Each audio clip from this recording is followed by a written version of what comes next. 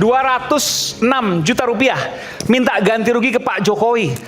Gimana hitungannya tuh? Bukan Pak Jokowi, sudah koreksi. Oke, kemana? Oh, ke Polda? Bukan, ke Polda Metro Jaya. Jadi dalam persidangan, Roy Suryo ini nih melalui tim kuasa hukumnya mengajukan tuntutan ganti rugi. Di sisi lain, Polda Metro Jaya meminta agar tuntutan tersebut ditolak. Nah, ini artinya saat ini masih terjadi perdebatan hukum. Belum ada kesimpulan akhir sampai hakim menjatuhkan putusan. Namun yang menarik justru reaksi publik. Ada yang menilai ini adalah hak setiap warga negara. Jika seorang merasa dirugikan oleh proses hukum, maka meminta ganti rugi memang merupakan hak yang diatur dalam hukum. Tetapi ada juga yang bertanya, mengapa tuntutan ini muncul sekarang? Apakah ini murni mencari keadilan? Ataukah bagian dari strategi hukum? Bahkan ada yang menduga langkah-langkah seperti ini bisa membuat perhatian publik bergeser dari sidang pokok perkara yang dinantikan banyak rakyat Indonesia. Perlu digarisbawahi, semua itu masih berupa dugaan dan opini yang berkembang di ruang publik. Sampai hari ini belum ada putusan pengadilan yang menyatakan motif di balik langkah hukum tersebut. Karena itu, yang bisa kita nilai adalah fakta-fakta yang muncul di persidangan. Bukan Bang Aswan menyimpulkan isi hati atau niat seseorang. Pada akhirnya, jawaban sesungguhnya akan terlihat dari proses hukum yang berjalan dan putusan pengadilan. 206 juta rupiah minta ganti rugi ke Pak Jokowi. Gimana hitungannya tuh? Bukan Pak Jokowi, sudah koreksi. Oke, kemana? Oh, ke Polda? Bukan, ke Polda Metro Jaya. Jadi saya bisa tampilkan, tadi sudah saya kirim. Boleh. Jadi 206 juta rupiah ke Polda Metro Jaya. Sistem informasi pokok perkara yang hari ini berlangsung di Pengadilan Negeri Jakarta Selatan. Ya, jadi itu hitungannya adalah memang sudah diatur dalam aturan kenegaraan, dalam aturan hukum Indonesia, bahwa ada minimalnya 500.000, ada juga maksimalnya adalah 100 juta. Nah, jadi ada dua, satunya lagi.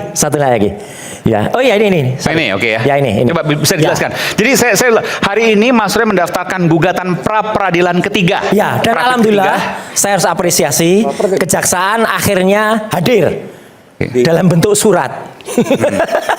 Jadi minggu yang lalu mereka nggak hadir. Terus kemudian membuat diundurnya persidangan. Jadi yang bikin undur-undur siapa? Bukan kami. Ya, yang bikin mundur itu adalah pihak turut termohon atau kejaksaan. Tapi tadi mereka hadir, suratnya hadir. Mereka bilang mereka akan ikut semua putusan, meskipun mereka nggak hadir lagi.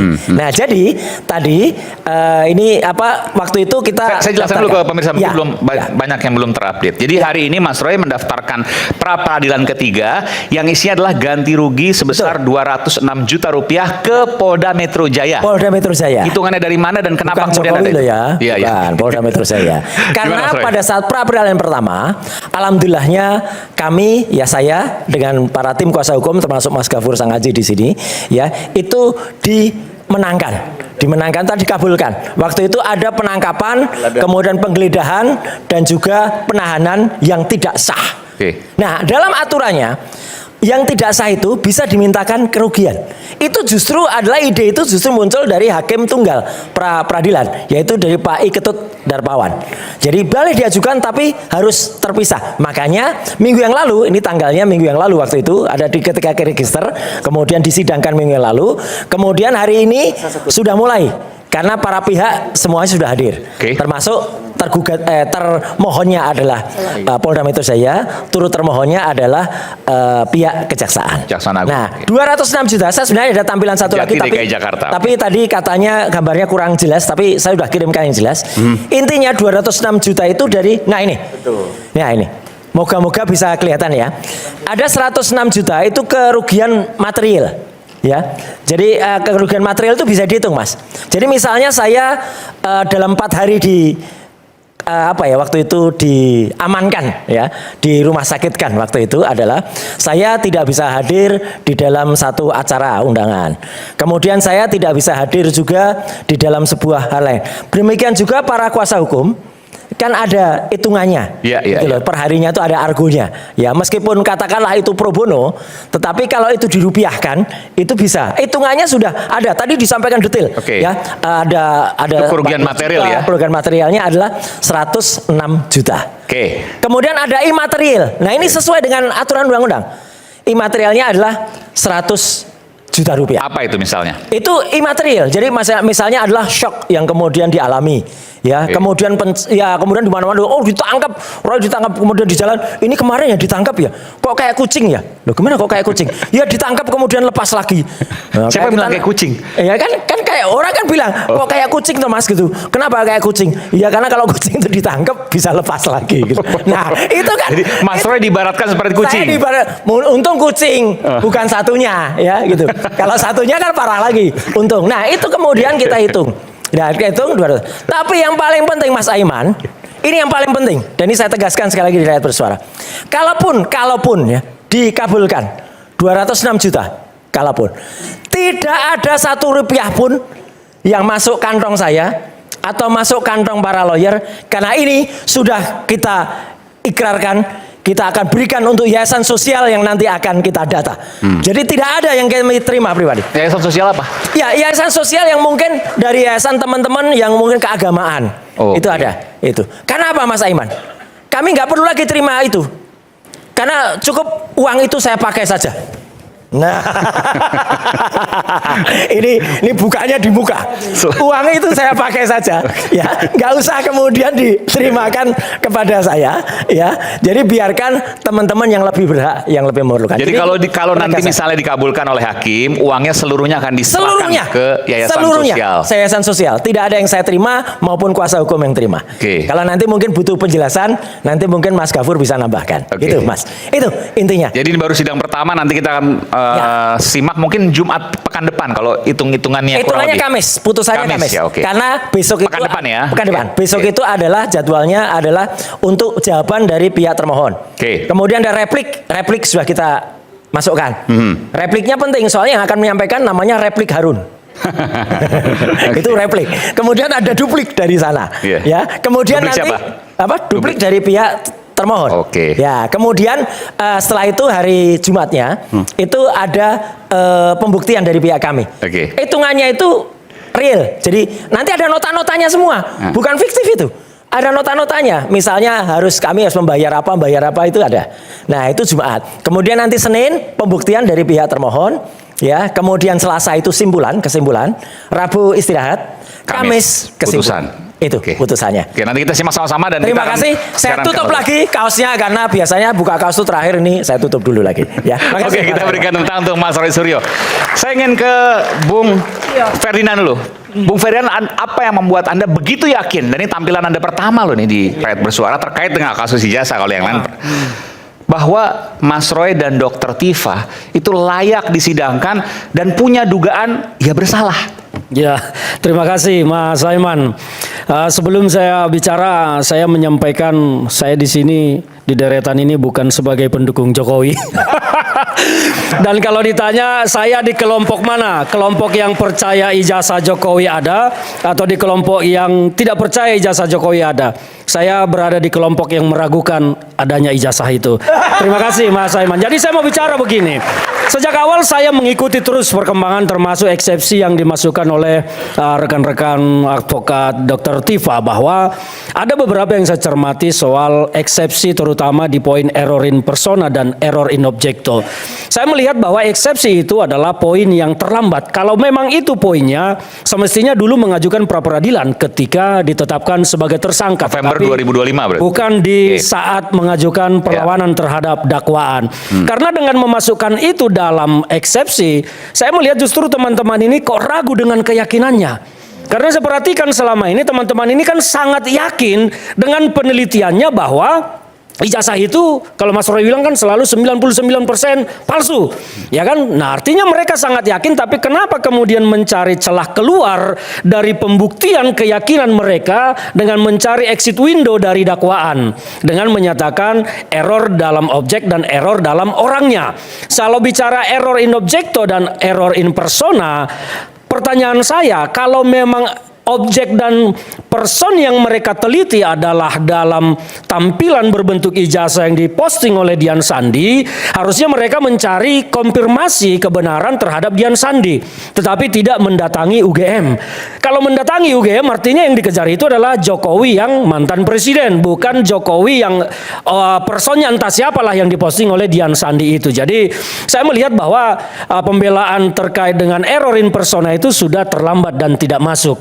Nah itu kemudian putusan eksepsi kemarin itu kan hanya berbicara tentang bahwa rejim hukum yang dilakukan disampaikan oleh jaksa itu kan tidak jelas. Jaksa terlihat ragu menggunakan rejim hukum apakah KUHP lama ataukah KUHP baru. Mereka memasukkan pasal yang konstruksi hukumnya sama, pembuktiannya dalam dakwaan primer maupun dakwaan alternatif. Di sini pun saya bertanya-tanya Mas Iman, ini jaksa benar-benar ceroboh ataukah ini sebuah langkah strategis rekayasa untuk tidak menghadirkan Jokowi dalam persidangan? Maksudnya gimana? Karena kalau jaksa, ini kan sebetulnya kasus ini sudah disupervisi juga oleh Kajati, Kejaksaan Tinggi. Kenapa jaksa bisa seceroboh itu menggabungkan rejim KUHP baru dan KUHP lama dengan pasal yang konstruksi hukumnya sama? Jadi terlihat bahwa jaksa ini pun ragu mau mendakwa Dr. Tifa ini. Yang akhirnya kemudian diputus diterima eksepsinya oleh hakim. Eksepsinya diterima karena jadi maksudnya gini, ini hipotesis ya. Iya. Putus Anda. Ini sengaja dibuat kabur supaya putusan selanya mengabulkan atau malah itulah pertanyaan saya. Sidang gitu. Itulah pertanyaan saya, benarkah jaksa seceroboh itu menyusun dakwaan? Karena menurut saya jaksa tidak seharusnya seceroboh itu. Tapi kan akhirnya bikin dakwaan baru. Ya, 6 Agustus sidang lagi. Ya, ini kan sesuai dengan aturan yang ada, jaksa kan punya 2 hak. Dan apakah melakukan perlawanan ke pengadilan tinggi atau dan itu tidak menjamin akan ada putusan selah kedua yang hasilnya sama dengan putusan selah pertama. Kalau perkara sudah begini, tidak ada lagi putusan selah. Nanti masuk ke dalam pemeriksaan perkara, tetapi putusannya di akhir. Apakah nanti eksepsi itu kemudian atau dakwaan itu kemudian juga dieksepsi dan diterima lagi, putusannya di akhir nanti, tidak lagi nanti di tengah. Tapi kalau seandainya begini, ini menjadi penting. Kalau seandainya dakwaan itu tidak jauh berbeda dengan hasil putusan selah yang pertama, prediksi Anda adalah kalau dakwaan ternyata setelah diperbaiki dan ternyata masih kabur, saya mau menyatakan jaksa merekayasa supaya Jokowi tidak hadir di persidangan. Dan sidang ini selesai, nggak akan bisa lanjut. Ya nggak jelas lagi nasibnya, nggak jelas lagi. Makanya di situ juga meskipun konsekuensinya Dr. Tifa dan Mas Roy ya bebas. Ya akhirnya perkara ini ya harus berakhir. Harus 0-0, 0-0. Dan apa yang ditunggu-tunggu oleh publik tentang kebenaran fakta ijazah Jokowi apakah tidak akan pernah terbukti tidak akan pernah terbukti. Oke, saya sedikit berhipotesis, nanti saya akan ke Prof Gayus ya. Jadi misalnya dakwaan. Dakwaannya tidak jauh berbeda, diubah pasti. Tidak jauh berbeda dengan dakwaan sebelumnya. Maka sidang akan terus nanti. Jalan terus. Ada saksi-saksi yang dipanggil termasuk Pak Jokowi dong. Terus semuanya. Termasuk Pak Jokowi kan? Betul. Lah, Pak Jokowi bisa datang. Nanti kemudian dari pihak Mas Roy, Dr. Tifa dan seterusnya pasti akan mencecar Pak Jokowi terkait dengan ijazah tersebut. Kan terbuka. Gimana kekhawatirannya? Contoh begini, nanti dakwaan masuk nih, sudah di informasi yang kita dapat bahwa jaksa telah mendaftarkan perkara baru, dalam hal ini dakwaan baru. Teman-teman kan tentu nanti akan melakukan perlawanan lagi. Tetapi tidak ada lagi putusan selah. Ini akan masuk ke dalam pokok pemeriksaan. Tetapi kalau ternyata perlawanan teman-teman nanti diterima, itu putusannya di belakang. Jadi di belakang nanti kalaupun ada pemeriksaan, ya akhirnya kalau eksepsi diterima, maka semua dakwaan dinyatakan ya gugur demi hukum, maka para terdakwa ya bebas demi hukum. Ya, resikonya itu ujungnya. Tapi bahwa prosesnya pemeriksaan saksi termasuk Pak Jokowi itu kan pasti akan dicecar nanti. Ya, akan dicecar. Ijazahnya seperti apa, tetapi bagaimana dan tentang seterusnya. Kebenaran ijazah kita tidak akan benar-benar kalau eksepsinya mereka nanti nggak akan pernah terbuka. Nggak akan pernah lagi terbuka. Ini akan menjadi barang yang gelap. Dan kalau statement teman-teman selama ini mengatakan Jokowi akan hadir, ya itu semua tidak akan berguna. Nggak akan berguna. Nggak akan berguna. Maka itu yang saya katakan, ini jaksa sebetulnya kenapa? Apakah sengaja atau tidak, karena bagi saya janggal jaksa menyusun dakwaan seperti itu menggunakan pasal yang konstruksi hukumnya sama di dalam dakwaan primer dan dakwaan alternatif. Ini kan pasalnya sama, kecuali di dakwaan alternatifnya pasalnya berbeda, ya pasti jalan. Anda punya hipotesis dugaan jaksa nggak akan mungkin sepolos itu? Menurut saya tidak mungkin, karena ini kan disupervisi juga oleh Kejati. Kenapa seperti itu? Dan mereka pasti paham tentang surat edaran Jampidum. SE Jampidum itu kan ada tentang penyusunan dakwaan pada masa transisi peralihan dari KUHP lama ke KUHP baru. Kalau mereka mengacu ke situ, tentu tidak akan keliru membuat dakwaan yang kabur seperti itu menggunakan dua rejim hukum dengan pasal yang sama konstruksi hukumnya. Pasal 433 dengan pasal 310 itu kan konstruksi hukum pembuktiannya sama, identik 100%. Pasal 310 di KUHP lama kan menjadi pasal 433 di KUHP baru. Jadi ini kan dibuat dakwaan utama 433, alternatifnya 310. Nah ini hakim mau melihat yang mana? Kalau 433-nya tidak terbukti, otomatis 310 nggak terbukti. Jadi apa gunanya dakwaan alternatif? Alternatif itu dibuatkan karena kalau dakwaan primernya tidak terbukti, maka alternatifnya bisa terbukti. Kalau menurut kalian bagaimana?